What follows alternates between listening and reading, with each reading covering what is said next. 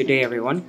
So today I will be discussing a linguistic analysis of the short story entitled Mga Mata sa Dagat, which was written by Eugenio Villacrucis in 1955. So, kaninga sugilanon, or a short story, begins with the introduction of two central characters.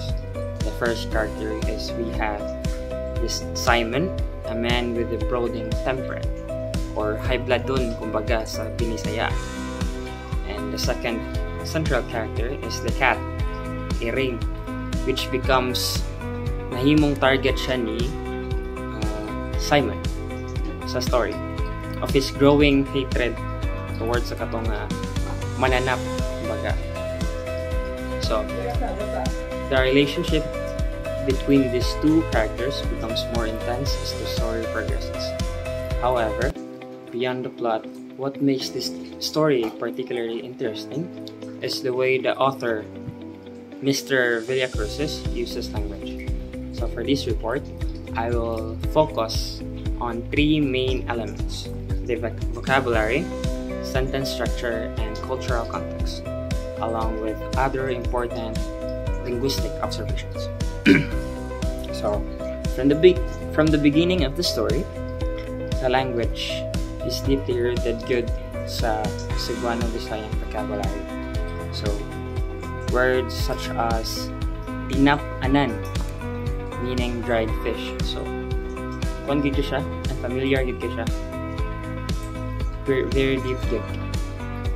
So, second word, we have pinaksiw, a common vinegar-based fish dish. So, mo na yung pirimiluton sa kumama. And pailog. Karong basta ko kadong ganing nga word, guys, which means patience. So, na-connect yun siya sa story to every Visayan life good. Kaya na yung mga words diri nga connected yun siya sa itong everyday Visayan life. So, these terms don't just tell about the character's world, they immerse us in it. So, the author doesn't shy away from using local expressions, making the language rich and culturally grounded. So, in the third and fourth paragraphs, the author focused on Simon's revenge. Okay, kaya lagi si Simon is pirmi siya kuan o sudan sa kaning nga Iring. So his emotions are described through figurative language, particularly the phrase naglungkot-lungkot nga balatian, which translates to festering resentment. So this not only shows his inner turmoil, but also paints a vivid picture of emotional decay over time. So, in addition, we can observe alliteration in lines like sa kaning misikma o minulog ang binilanggo. Misikma o minulog ang binilanggo, where the repetition of M and G sounds ang M ug ang G kay sounds rhythm and emotions at the same time. So, emphasizing the tension in the scene, another minor but interesting detail in use of hyphens in words like gipanan and pagpukpong, which help preserve pronunciation by keeping vowel clusters clear. So, crystal clear dito guys. So, from a morphological perspective, Cebuano Visayan is both inflectional and agglutinative. So, discussan ni Ma'am ko kung saan agglutinative. Na root word, na mga agglutinative words. Meaning that words are often formed by adding affixes to root words to modify their meaning. So, this is clearly seen an example sa katong nasa story gig, katong gipanan akong di-mention earlier, which includes prefix gi or ongoing action gi, indicating completed action, ongoing or completed action. Similarly, pagdugang is a nominalized verb using pag, meaning the act of adding. Pagdugang. So, these small but powerful word parts give Cebuano its flexible and expressive nature. So, we can also see this in words like binilanggo.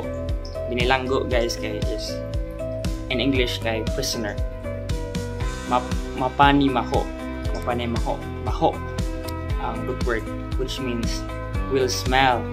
And gihukman. Ang gihukman is judge. The judge and the judge. Which all allow this pattern. Katong akong mention. So these morphological features show how actions, states, and roles are clearly marked in Cebuano language.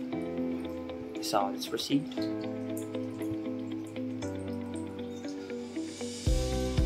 So let's proceed to sentence structure. So when we look at the sentence structure, the story generally follows a verb subject object or VSO order. So which is typical in Cebuano grammar. This structure places action at the beginning of the sentence, allowing the narrative to feel more dynamic now. And the author Villacruz uses a mixture of simple and complex sentences to vary the phasing. So longer sentence often include subordinate clauses so which give more background or detail, while shorter ones are used to create suspense or highlight the important moments sa katonga within the story. So this balance helps maintain the reader's attention and at the same time supports the emotional build-up in the story. Okay, we have the last one, the cultural context. So the cultural context is also very prominent throughout the narrative sa katong short story sa Sugilano. So the setting is clearly rural, and the use of words like sapang. Sapang, guys, kay a small stream na naok, a kind of sifag, nanuok, and abuhan, a traditional stove or hearth, the coastal village. Okay, kami guys, magamit ng abuhan dito. Kasagaran sa magamit ng abuhan, guys, kay mga province. So evoke a coastal village environment, as I said, where fishing and traditional cooking are a part of daily life. The environment described is not just background. It's not just a background. It's a part of community's identity. So, makita gid sa story, guys, ang environment ni Simon. So, additionally, expressions such as tumang kamingaw o kadulong, or sa English pa, extreme silence and darkness, and mihasol sa tibuok balangay, disturb. Barangay, guys, barangay na siya, guys. Disturb the entire village, contribute to a dark and mysterious atmosphere.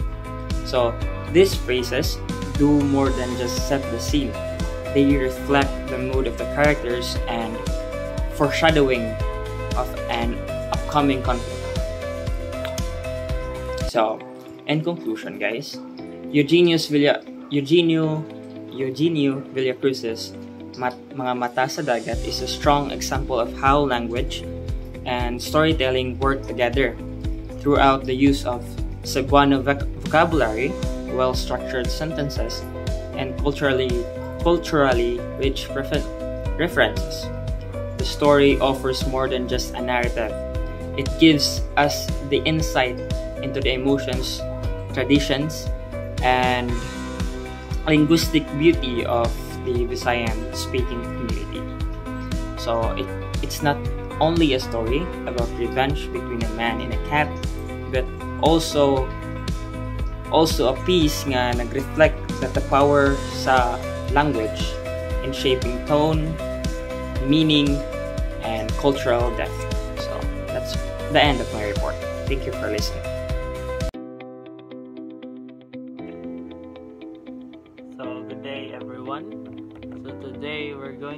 about. So ang linguistic features nga makita nato sa sugilanon or short story Eugenio A. Villacrucis. So nga nagasintro sa agglutination, affixation, and sentence structure of sentence. Uban pa mga importanteng aspeto sa atong sinubuanong Bisaya.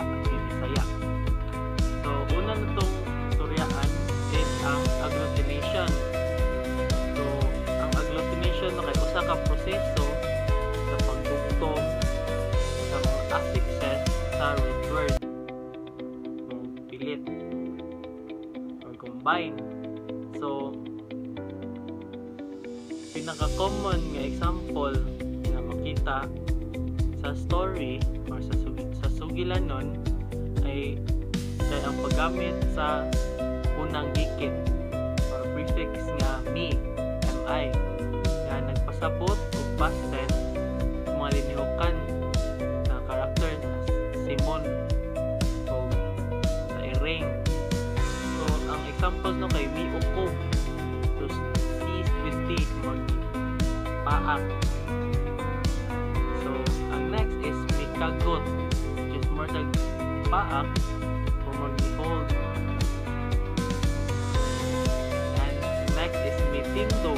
So kung na mi tindo, pag word tindo is stand up, stood up. And next, other one is mi dali-dali, so rushed. And last is misuliyaw, made an uproar.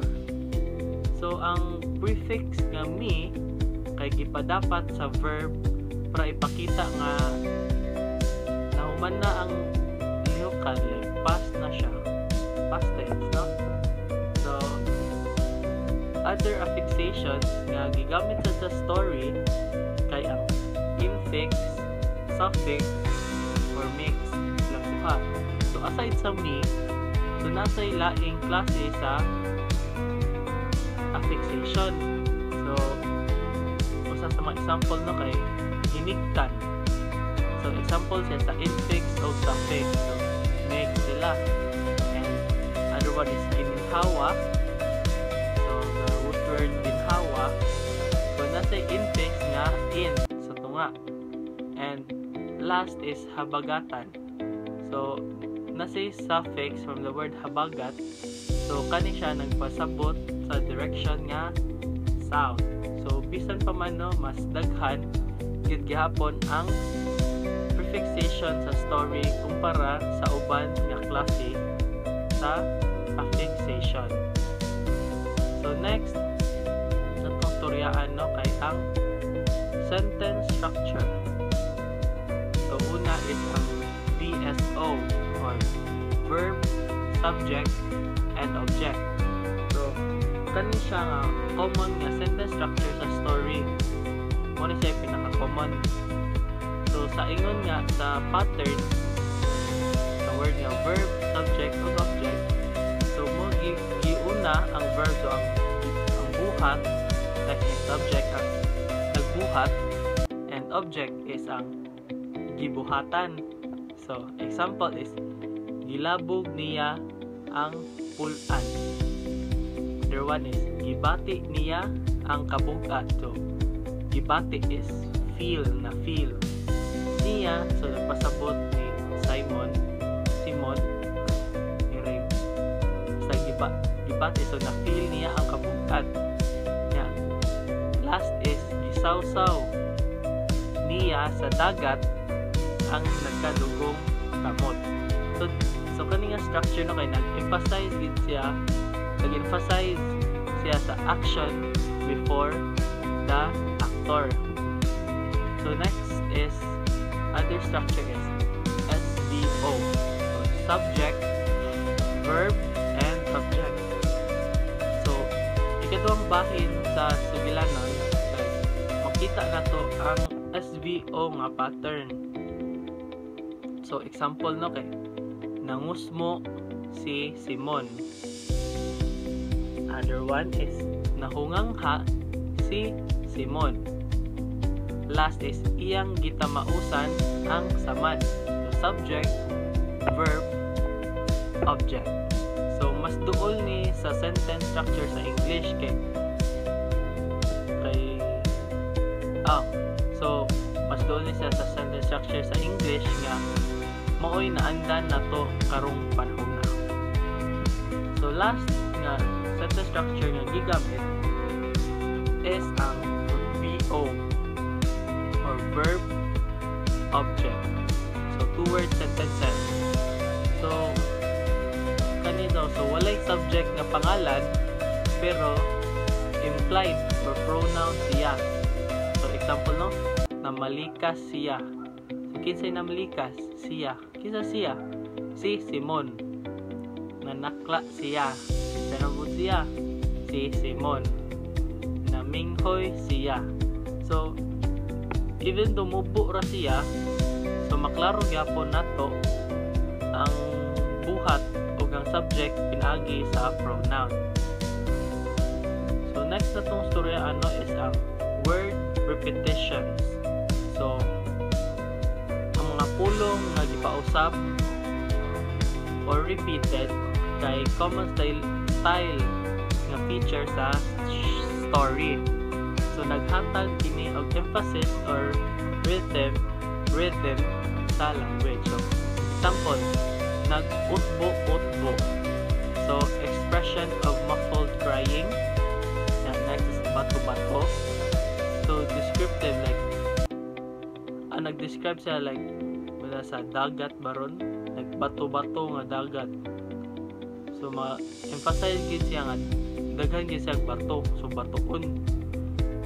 Other one is midali-dali. So, hurried repeatedly. Last is nadiin-diin, lost or wandering in different places.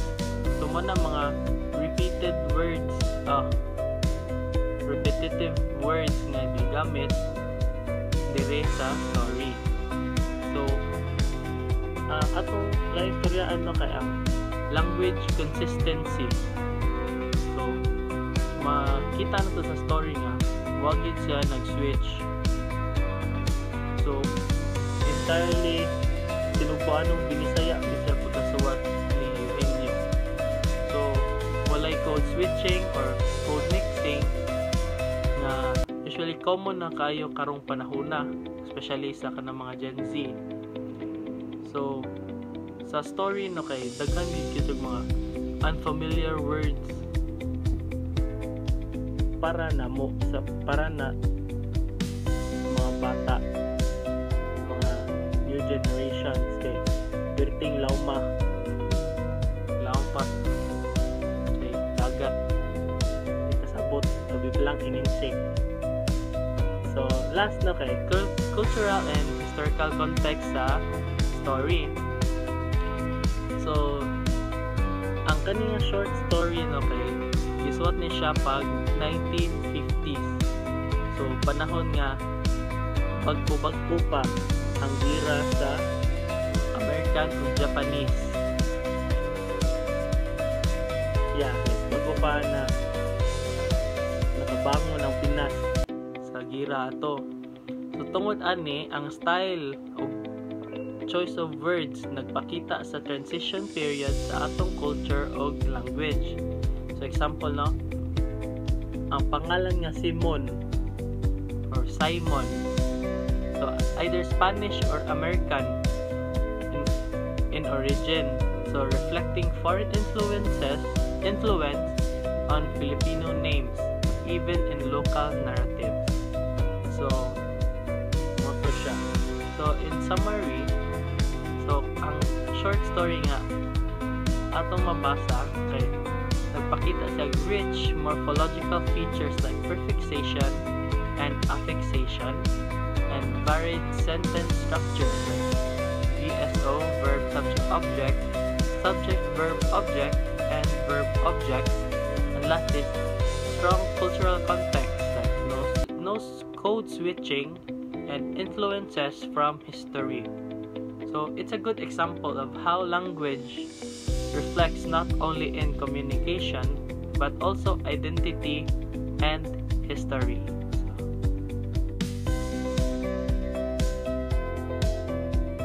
Diri ra halwa ang gigamit ni Simon aron sulutan ang iring.